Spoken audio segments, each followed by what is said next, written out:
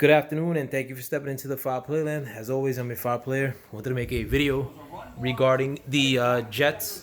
One second, my TV went on. Fourth round picks. The Jets have picked Lamical Perine, running back from Florida. They also picked quarterback from FIU, uh, Jake Eason. Yeah, Jacob Eason. No, it's James Morgan. I'm sorry. They also picked Cameron Clark, the left tackle from Charlotte. You guys have to excuse me. I just came home from work not too long ago, and I'm here doing these draft videos on my favorite day of the draft, which is Saturday. I waited till the Jets picked all four players, and since they were picking them close, I thought it would be better to do one large video rather than three separate videos.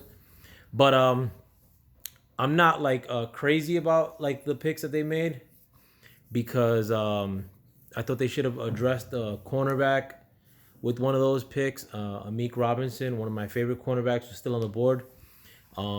They also could have drafted another receiver, but I mean, I think that there's still going to be receivers for the Jets to pick in the fifth round because there hasn't been a lot of the receivers going off the board in the fourth round of yet. Having said that, I do like the pick of Lamical Perine. I think that he is a powerful running back. He has a little bit of catching ability. He's not the best blocker.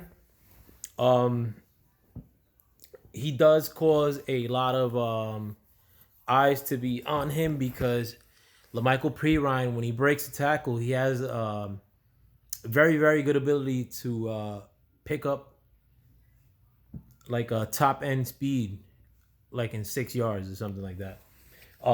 He has very good cutting ability. I like his field vision. I like his ability to find holes. He could register a decent block here and there. He could get to either side when he is in the pocket blocking. Um, I like him. Having said that, James Morgan, I actually like James Morgan. I like James Morgan a lot better than I like Fromm. I like James Morgan. I think James Morgan is a gamer, man. Like, if you look at his tape against Miami, he had a lot of drops. But Miami, one thing you could say about Morgan against these better teams, he doesn't look like he has a lot of touch, but you got to factor that his line was not that great, and his receivers are also not that great. But his line not being great, a lot of times he wasn't able to step into throws. But even when he doesn't step into throws, he has a pretty good arm, and he gets it done not even stepping into throws. The one thing with him, his throwing motion does look a little bit funky. It looks blockish. It looks like it's two steps. Um, but he's good to. He's one of my favorite quarterback prospects. But I thought we could have bagged him a lot later. I don't think a lot of people were chomping at the bit to draft him. To me he was like a fifth round, not a fifth round talent, but somebody who we could have bagged in the fifth round or sixth round, based on like where the draft is. I think people would have picked Fromm. I would have not picked Fromm ahead of Morgan for the Jets personally.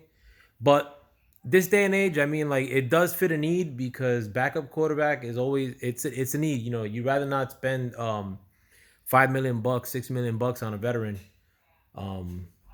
For the Jets, I mean, they're paying Williamson, the linebacker, around that much.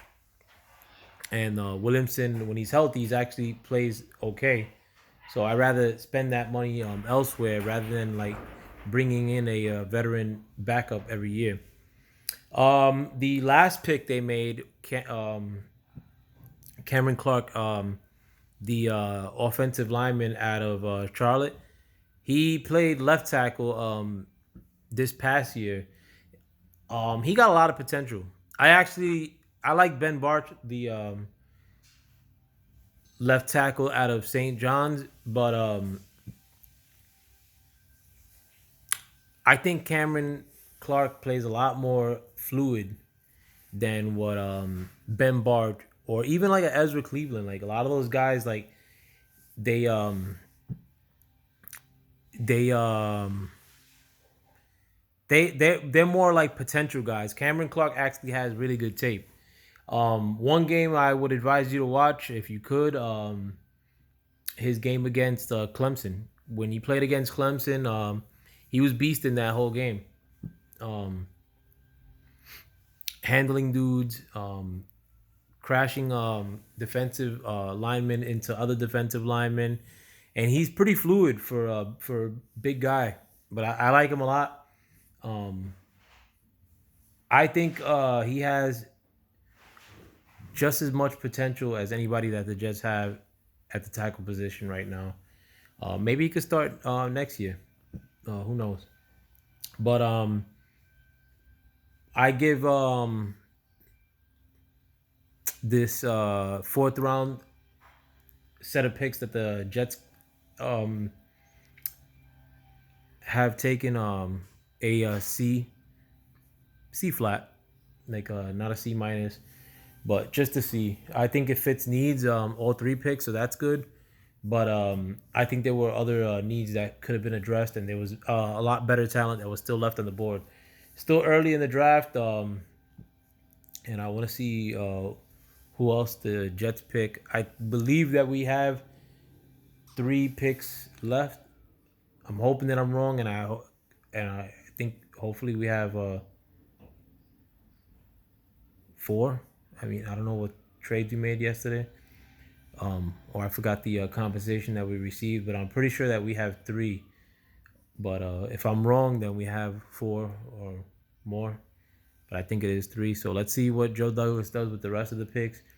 Um, I don't want to sound too dour with what transpired as far as the picks we've made because our past GMs played it really, really safe. Um, and I was completely sour on most of the picks that our past GMs have made. This draft, I don't feel that as much, being that we're addressing needs and we're not playing it extremely safe with the potential talents that we've taken. Um, there was a lot of good running backs in this draft, and we've taken a good one. Good wide receivers in this draft. We took a good one. Good tackles in this draft. We taken potentially too. Um, we did need a backup quarterback, and we also needed an edge rusher. So we covered all those boxes. So I mean, the draft is going pretty well for me thus far. As far as the Jets go, Giants not so much. But let me know what you guys think. With that, I'm out. Thank you again for checking me out, and I'll be posting another video later. Peace.